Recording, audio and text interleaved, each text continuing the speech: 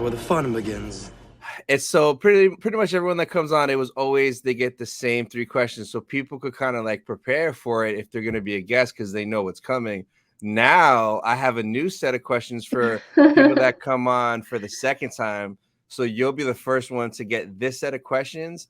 And love it. as I was preparing, I realized, oh crap, I'm gonna have to answer these questions too. I haven't even answered these yet, so I had to like kind of think about it too. So the first one, are you ready?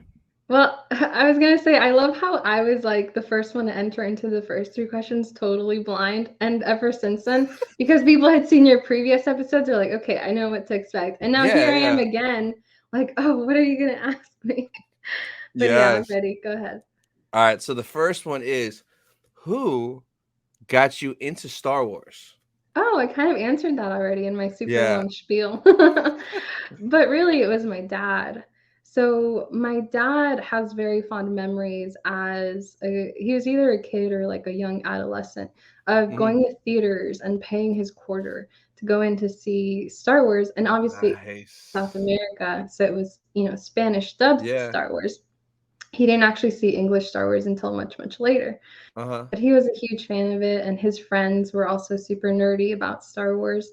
So naturally, when he had kids, he brought us all into the Star Wars love, and he showed all of like me and my brothers the original trilogy, which we were way too young to understand. We had no idea what we were watching. We were like, "This looks cool," but it didn't become personal for me until the prequels. Nice. So for me, I think it's kind of almost the same thing. It was my dad too. And like he had all the VHSs. So like in the early 90s, that's when it was introduced to me. So I used to watch the OG trilogy like religiously on the VHS. And like I remember I used to have to ask him for permission. Can I get like, because it was his special box set he had in his cabinet. So I had to make sure I would ask for it first. But I just remember watching it all the time. Yeah. And that's so cute. and it started from there, and then it just exploded after the Phantom Menace, because seeing it in theaters is like a whole different experience. Like you'll always remember your first Star Wars movie in theaters, and from then it just slowly blossomed and grew over and over as more content came out. So yeah, of course. Yeah, that makes sense. Yeah, it was funny because when my older brother was finally old enough to go see Star Wars in theaters, my dad took him. Well, I don't know if you remember this because I wasn't around back then. And I don't know if maybe you were, but they like brought Star Wars back to theaters for like a special re-release. I don't know if they like added color where it was like I didn't see it. Okay, maybe that was before both of our times.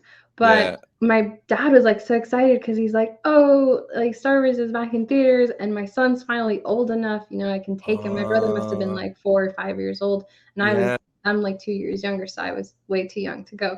And my dad was so excited. He brought my brother to the theater, and the minute the opening crawl came up, it's like da-da, and like it's totally dark and da-da, and like the words start coming up, my brother immediately starts crying and is scared. And my dad has to like carry him out of the theater. My brother did not want to go back. They just had to leave that day. So there goes his dreams.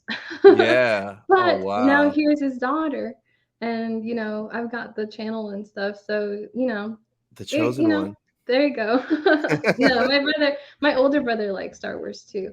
But it's so funny because it's such a large and wide lore that you could have 2 Star Wars fans that are into 2 completely different parts of Star Wars. Yeah, definitely. Because my brother's gotten really into the Thrawn trilogy, and I've always been all about the prequels. So it's just so interesting. You could have like no 2 Star Wars fans are alike.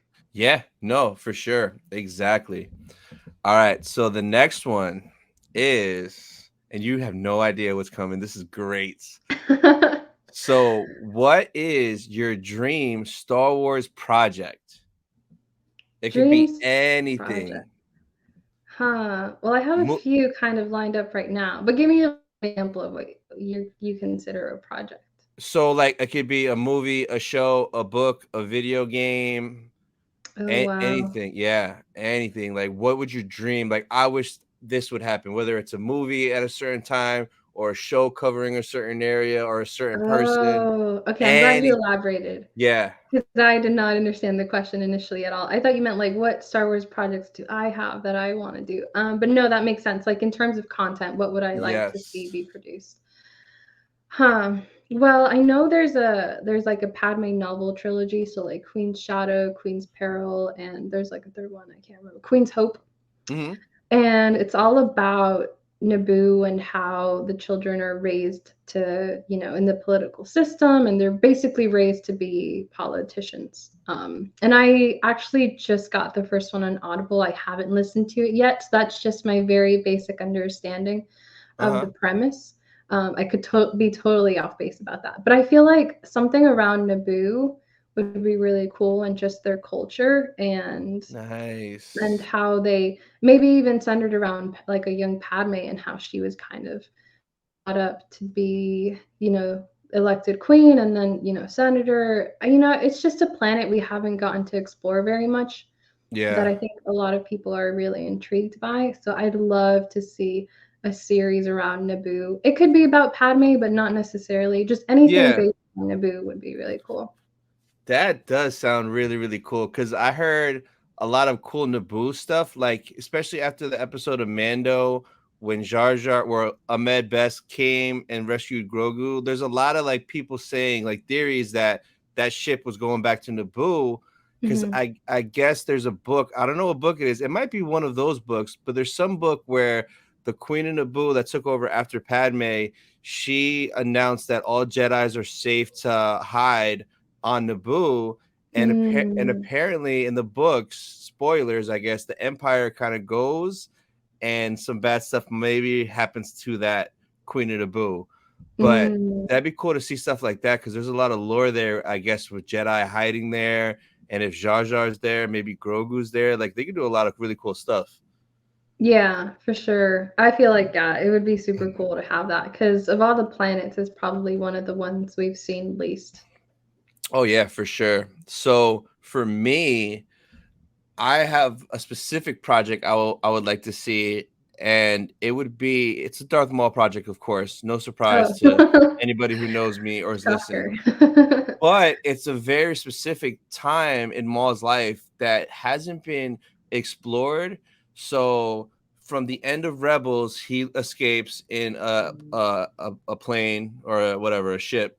Spoiler, but it's not really spoiler. But he survives, Uh-huh. and from that point, the next time we see Maul in any story is in Rebels. And in Rebels, he's like older, he's hiding in a Sith temple. So there's nothing in between. And there's a part in Rebels where Vader comes and Maul is terrified of Vader and leaves before anything happens. And I'm dying to see why Maul is scared of Vader because there must have been some sort of interaction or some sort of fight, some sort of beef, but something happened for Darth Maul, who's pretty tough guy, pretty ballsy. He doesn't really, he's not scared of too many people, to be terrified of Vader and like want to kind of like hide and leave. So that would be my project. Okay, I can see that. A mall project would be cool. I'd be so happy for you if that Oh happened. yeah. Oh yes. It'd be great. That would be So like an entire show about Thrawn for my brother. That's like the equivalent for you. yeah, but I mean, he's kind of getting that in Ahsoka and maybe Yeah. future projects after that, because like Thrawn isn't going to be one and done in the Ahsoka show. He's going to be the Thanos, and he's going to be sprinkled everywhere for a little while. Mm, yeah, that'll be interesting.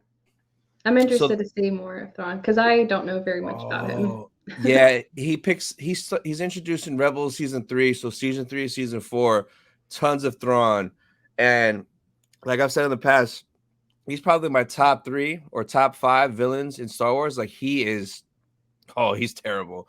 He's crazy, man. He's oh yeah. That's one thing you should try to focus on finishing and binging before Yeah. Ahsoka is Rebels. That Hmm. way everything will like make more sense and hit a lot harder. Yeah. Yeah, that's definitely gonna be my next priority after Mando. When is Ahsoka season one? So next Saturday we'll find out probably more details of that like specific, but I think, I mean, maybe anywhere from late August to late October, maybe in that window, I would guess, because supposedly that and Skeleton Crew both dropped this year. So Ahsoka's gonna come first because it's done, and then Skeleton Crew maybe would be like November, December, kind of like the end of the year kind of deal, I would think. But again, next weekend, we'll find out a lot more about all that stuff. So the last question is, what character do you want to see either come back or more of? Okay. I definitely love to see more of Hera. I feel Yeah. like that'd be Okay. cool. Yeah, because I'm in the second season of Rebels, and I love Hera so much. Like, she just grows on you so quickly. Oh, Such a nice. likable character. So Hera, basically all of the Rebels crew would be really cool. Um, who else that can actually come back? Because some people, some people can't come back unless you're like Palpatine. Well, I mean, for this question, it could be anyone. It could come back, or yeah, I guess you're right. Yeah. I don't know. It'd be interesting. I hope to see CGI Jar Jar in Mando. I feel Oh, like that's that a would be good cool. one. Yeah. Yeah. Yeah, I forgot CGI Jar about Jar would Jar be Jar. cool. Yeah. Who else? I don't know. I feel like they're doing a lot with Bail Organa in the shows, which is cool. Yeah. But I'd probably say him if that wasn't the case. But they're including him a lot, so that's awesome. Who else that can come back? I mean, really just Hera and Sabine, which I know we expect to see eventually. Yeah. Yeah, how about you? So, that's a good one. I don't want to just say Maul because I say Maul for everything, but but like Jar Jar is a good one. Who do I want to see? Damn, this is a good. I would like to see come back. So I'm gonna go, and I'm glad I have these vintage figures on the wall. Oh, fives. So Clone Trooper fives, and then Clone Trooper 99. So those two, like, they're probably up there for my top 5 favorite clones. I mean, of course, everyone has like Rex and Cody, but like I love fives. His storyline in Clone Wars is it's epic. I cannot wait till you get to it. You're gonna love fives. So I would love more stuff with fives.